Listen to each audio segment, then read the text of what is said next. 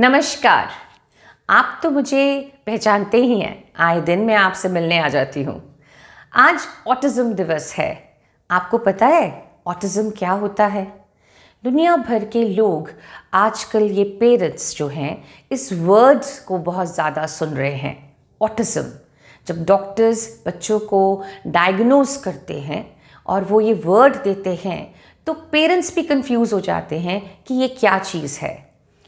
Autism एक neurological disorder है, यानी ये आदमी के बच्चे के दिमाग के अलावा बॉडी के कई चीज़ों पर अफेक्ट करता है। ऑटिज़्म में बच्चे अपने आप में खोए रहते हैं, या तो नहीं बोलते, फेशियल एक्सप्रेशन सही नहीं बनाते, या बहुत ज़्यादा बोलते हैं कि सामने वाले की बात नहीं सुनते। इसमें बिहेवियरल चेंजेस के साथ साथ साइकोलॉजिकल चेंजेस भी होती हैं।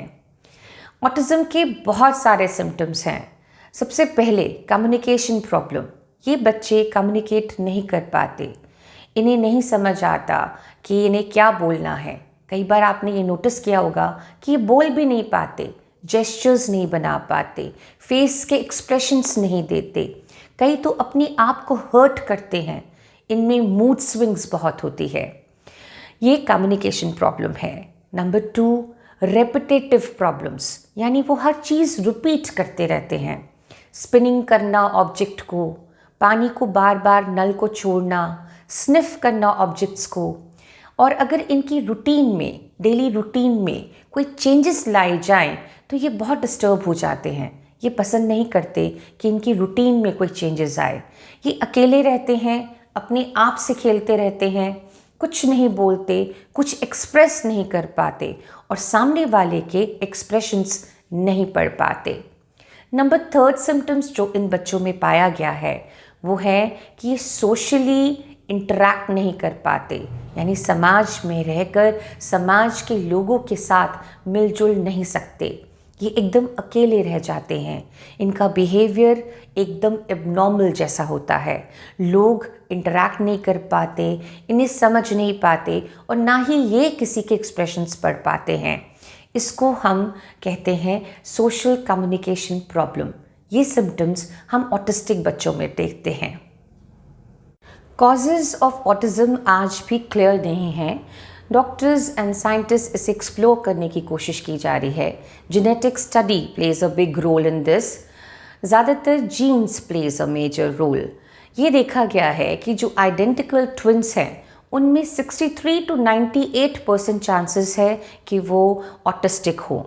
जो फ्रेटर्नल ट्विंस है उसमें 0 to 10% चांसेस होते हैं। यहाँ तक कि सिबलिंग्स, यानी एक बच्चे के बाद दूसरा बच्चा 3 साल की एज में हो या 4 साल का अंतर हो, उनमें भी 3% चांसेस होते हैं कि वो भी ऑटिस्टिक हों।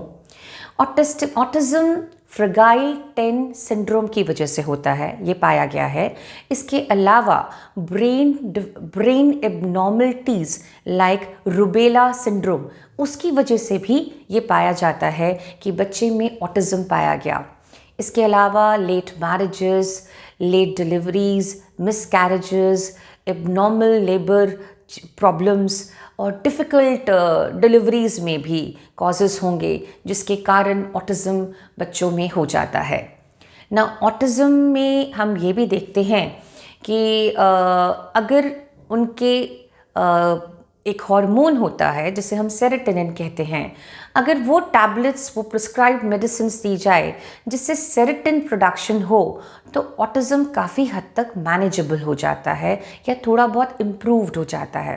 But it is a life long disease. It's a behavioural disorder which will persist for a long time and ज़्यादातर 50% चांसेस आर देयर कि autistic child will not speak through out the life.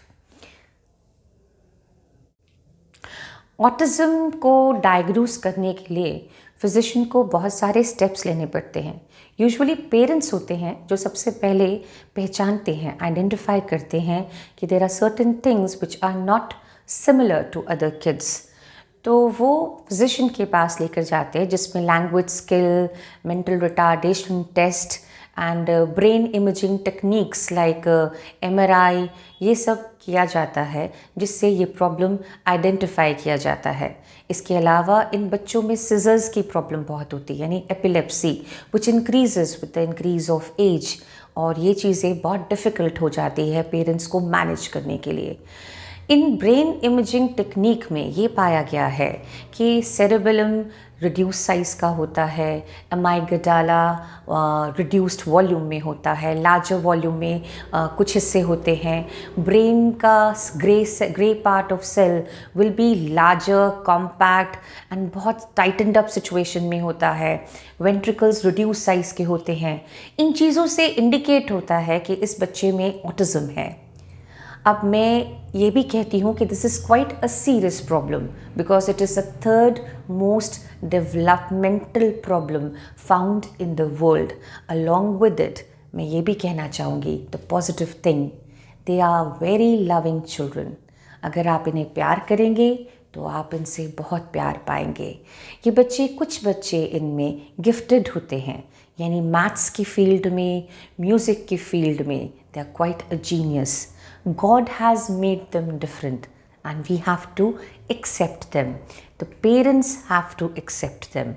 For them it's a very difficult thing to do, but they have to accept it and उनके रास्ते ठीक करने के लिए parents को बहुत स्ट्रगल करनी पड़ती है, मेहनत करनी पड़ती है ताकि वो बच्चा अपने पैरों में कुछ हद तक खड़ा हो सके। पर ज़्यादातर ये भी देखा गया है कि 50% ऑटिस्टिक पर्सन इंस्टीट्यूशनल केयर में रहते हैं और बोल नहीं पाते। So kindly have a look throughout your society, help them, promote them, help them to make their life more easier. Thank you. I hope ये ऑटिज़म थिंग आपको clear हुआ होगा। इस वर्ड से घबराने की ज़रूरत नहीं है, जबकि इसे हमें फेस करना है और सोसाइटी को बेटर करना है। Thank you.